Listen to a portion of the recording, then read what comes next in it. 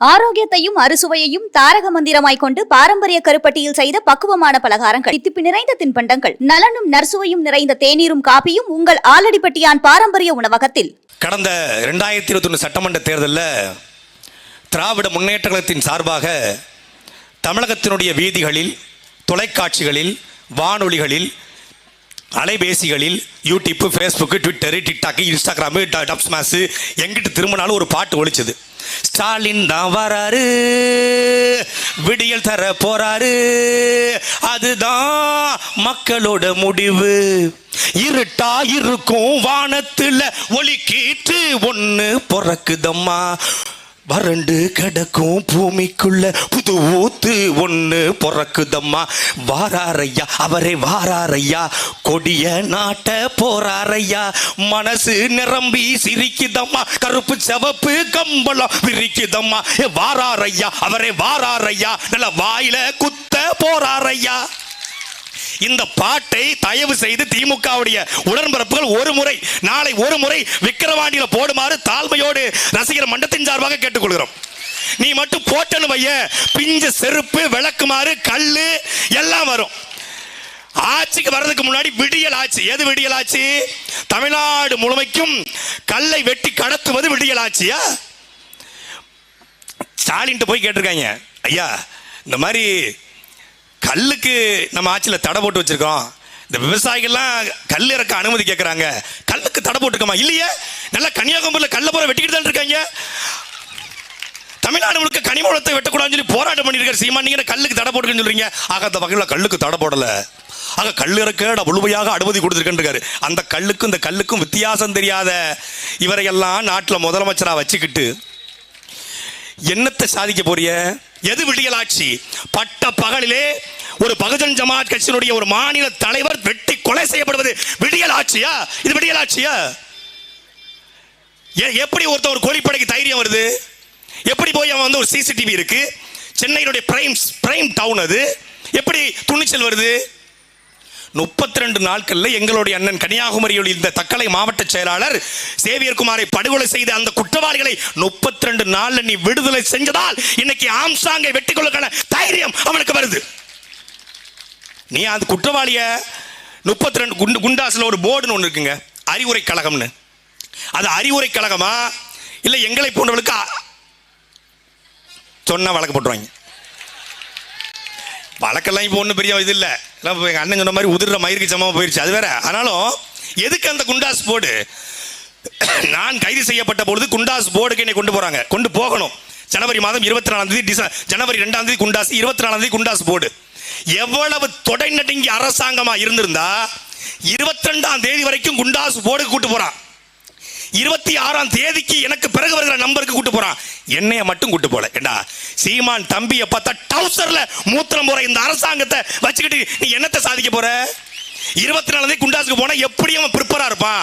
மானங்கட்ட கேள்வியை இந்த அரசாங்கத்துறைக்கு நல்லா கொதிச்சு போயிருந்தேன் கேட்பான் அப்படின்னு பயந்துகிட்டு என்னைய கூட்டு போகாம என் சார்பா ரெப்ரஸன்டேட்டிவ் யார் எங்க ஐயா சேவியர் பெலிக்ஸும் கேம்பல செல்வாவும் எங்க மனைவி மாதரசியை தயார் பண்ணி அனுப்புறாங்க. அது பாவம் பிள்ளை என்ன பண்ணும், ஃபெயில் கொடுத்துருக்கேன். அப்பெல்லாம் கொடுக்க முடியுமா? அவர் நாட்டுடைய முதலமைச்சரே ஏத்து பேசிட்டாரு. அப்ப முதலமைச்சரை ஏத்து பேசக்கூடாதா? இடிப்பாரா இல்ல ஏமாறா மன்னன் கிடப்பார் இலானும் கெடும் என்று வள்ளுவன் சொல்றான். முதலமைச்சர்லாம் வானத்திலிருந்து பிறந்து வந்தாரா இல்ல பிறக்கும் போதே முதலமைச்சரா? முதலமைச்சர் யாரும் பேசக்கூடாதா? சவுக்கு சங்கர் பேசினா குண்டாசு, கல்யாண் ராமன் பேசினா குண்டாசு, கிஷோர் கேசாமி பேசினா குண்டாசு, துரைமுருகன் பேசினா குண்டாசு, இடுமான கார்த்திக் பேசினா குண்டாசு, போனாச்சு யார் பேசினாலும் குண்டாசு. ஆனால் கூலிக்கு கொலை செஞ்சவனை குண்டாசுல போட மாட்டாங்க, கள்ளச்சாராயம் காட்சி வித்தவனை குண்டாசுல போட மாட்டாங்க. ஏன்? காட்சி வித்தவன் பூரா அவன் ஆளுக. கொன்னவன் திமுக காரனா இருந்தா செத்தவன் மேல இழிவுபடுத்து. இதான் திமுகவுடைய கழக ஹைனாக்களுடைய ஃபார்முலா. கொன்னவன் திமுக காரனா இருந்தா செத்தவனை அசிங்கப்படுத்து. இப்ப ஆம்ஸ்ட்ராங் அசிங்கப்படுத்துறாங்க. அவருடைய அரசியலைகளுக்கு மாற்று கருத்து இருக்கலாம், ஆனால் 1500 வழக்கறிஞர்களை படிக்க வைத்த ஒரு சமூக சீர்திருத்தவாதி ஆம்ஸ்ட்ராங் படிக்க வச்சிருக்காரு. சாதியை வைத்து பிழைக்கிற தலைவருக்கு மத்தியிலே அந்த சாதிய சமூகத்திற்காக ஏதோ ஒரு வகையில நின்றிருக்கார். அவர் இன்னைக்கு போயிட்டார். இதுதான் விடியல் ஆட்சியா? இந்த ஒரு மாத திமுக ஆட்சியில இந்த ஒரு மாதத்துல 133 கொலைகள் தமிழ்நாட்டில் நடந்திருக்கிறது. 133 கொலை. இப்ப என்னை போன்றவர்கள் எப்படி அரசாங்கத்தை ஏற்று பேசுவது? கனிமவள கொள்ளை எதிர்த்து, ஆத்துமல் கொள்ளை எதிர்த்து, அரசனுடைய ஊழலை எதிர்த்து எவன் பேசினாலும் வழக்கு, எவன் பேசினாலும் சிறை, எவன் பேசினாலும் குண்டாசு. ஆனா கூலிப்படைய காசு கொடுத்து வளர்க்குது. திமுகவுக்கு தெரிஞ்சுதான் இந்த கொலை நடந்துச்சு. சத்தியம், திமுகவுக்கு தெரியாம இந்த கொலை நடக்காது. தமிழ்நாட்டில் எல்லா கொலையும் திமுகவுக்கு தெரிஞ்சு நடக்குது. இது ஒரு ஆட்சி. முதலமைச்சர் 3.5 வருஷம் ஆச்சு. 3.5 வருஷம் கழிச்சு வீடியோ கால்ல ஆக டாட் புதல்வன் சொல்லுங்க, நீங்க யாரு என்ன கேட்டு பேசுறீங்க, ஆக கட்ட கடறு கை ஆடுது, ஆக சொல்லுங்க ராமநாதபுரத்துல இருந்து பேசுறீங்க, ராமநாதபுரப்பா நல்லவேளை ராம்நாடுன்னு சொல்ல, அவர் எந்த நாடுன்னு கேட்டிருப்பாரு.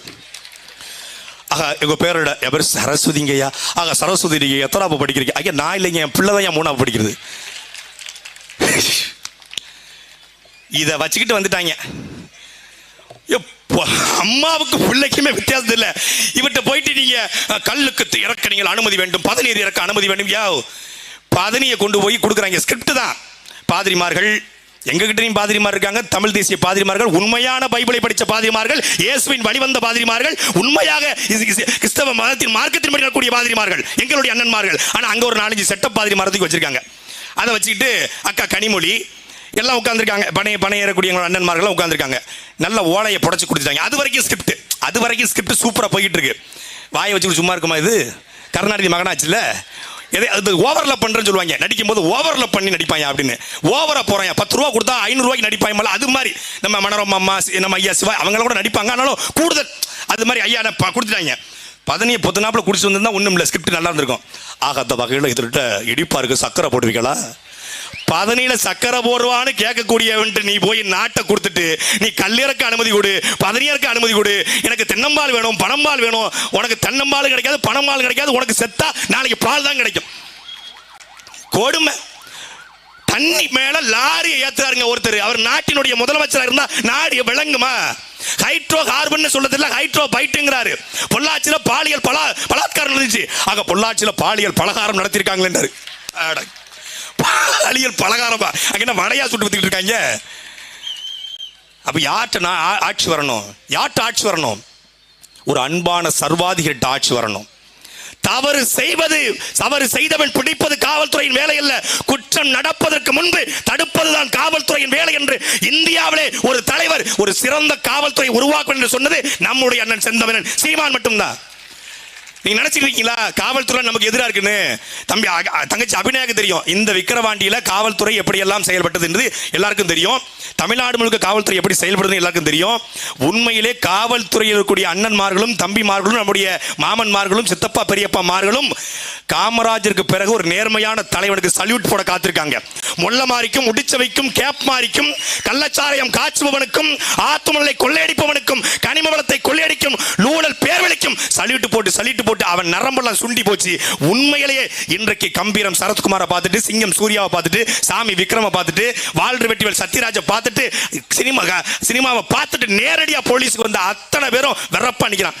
அவன் சட்டைக்கு மட்டும் கஞ்சி போடல, உள்ளேயும் கஞ்சி போட்டிருக்கான். காவல்துறையிலையும் கிட்டத்தட்ட 70 விழுக்காடு நேர்மையான காவல்துறை அதிகாரிகள் இருக்கிறார்கள். 2026 நீ பாப்ப. நீ ஒரு சகாயத்தை பார்த்துக்கிற, ஒரு இறையன்பை பார்த்துக்கிற, ஒரு சைலேந்திரபா பார்த்துருக்க. 34 மாவட்டத்துக்கும் 34 சைலேந்திரபாபை கமிஷனராக அண்ணன் சீமான் போடுவார். 34 மாவட்டத்துக்கும் 34 இறையன்புகளை சகாயங்களை அண்ணன் சீமான் போடுவார். இருக்காங்க, ஐடென்டிஃபை பண்ண ஆள் இல்ல. தலைவன் எவ்வளியோ தொண்ட நவழி. தலைவன் நேர்மையா இருந்தா தொண்ட நேர்மையா இருப்பான். அப்படி ஒரு காலத்தை உருவாக்கணும். இந்த விக்கிரவாண்டி மண்ணிலே வாழ்கிற மக்கள் எங்க கொடுத்துருக்காங்க பாருங்க, கூட்டத்தை எங்க கொடுத்துருக்காங்க பாருங்க. ஊருக்கு ஒதுக்குப்புறமா அப்படி நின்று பேசிட்டு போங்கப்பான்னு. ஏன்னா உதயநிதி ஸ்டாலின் உள்ள வராரு. அப்படியே உள்ள வந்து அவர் அப்படியே பேசி புரட்சி தீய பத்த வச்சிருவாரு.